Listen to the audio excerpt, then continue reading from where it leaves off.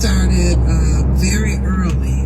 My dad is a pastor. Growing up in the church, at the age of 11, 12 years old, I was the nurse.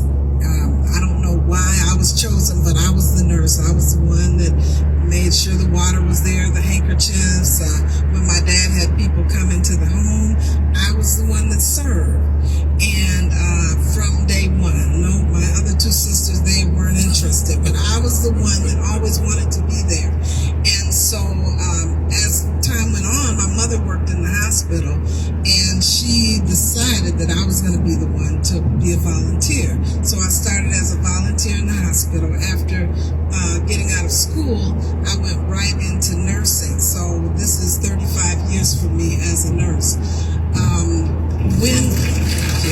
When I started out, I was doing it. I wasn't sure if I really liked it, but I was doing it. There was a time when I moved here to Georgia. I worked for 9 years in Wisconsin.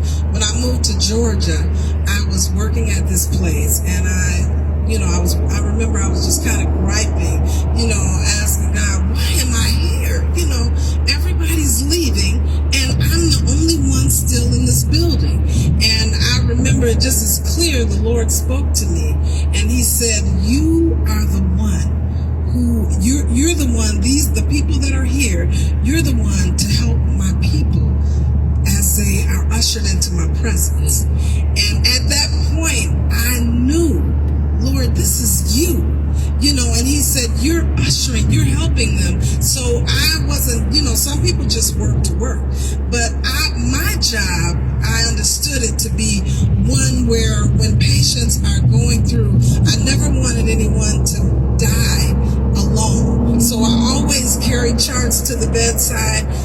Not only, and you asked about, my music, it wasn't only just being there with them, but I was singing to them, I was praying with them, if I felt like something was holding them, and I do this, I've always done this, I was there, God put me there to help them to get to where, to get it right, if there was something holding them. And I've seen patients, a lot of people say death, I don't want to be around it, but death, it's a beautiful thing if you've ever been with somebody and witnessed them going through that transition. So God, my music, it's not separate from what God has called me to do. My music is really it's my lifeline to God. So that's the first thing. And from there, as I begin to minister, as I begin to pray with them, the healing, whether it's God moving them on or whether it's God doing something in their body, it happens. So wow, wonderful. Can you tell me how? That is how I go. I have a purpose, not a job. I sing and I pray with patience. I love people with all my heart. Being a CNA for 23 years now, this is what I do. I ask God to put me in a place, give me a testimony, and let His work be glorified. And God always puts me in position to where I'm not really testifying. I'm telling my story, but not really.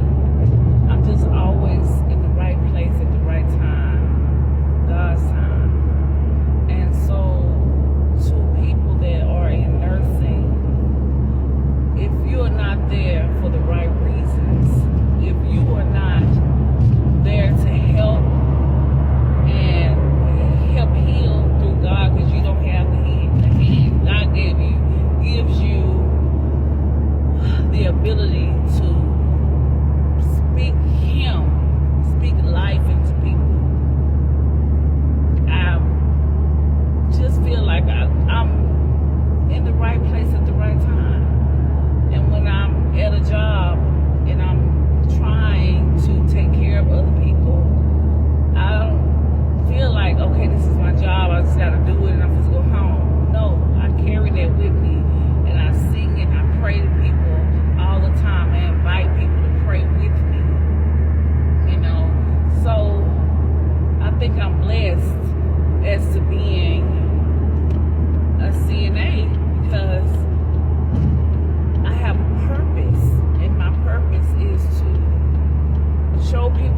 God can do anything. God can heal you. God can give you a new mindset. God can lay you there for a message.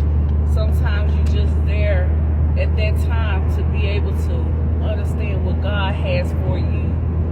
And I may not articulate everything the right way, but I'm pretty sure people get what I'm saying. Is that us in the medical field have a purpose. And if you're not supposed to be in the medical field, you're not going to stay in it, because God has a purpose. God is there. I hope you get what I'm saying. Or I hope you understand what I'm saying. But y'all be blessed. And that was my word for today, to let me know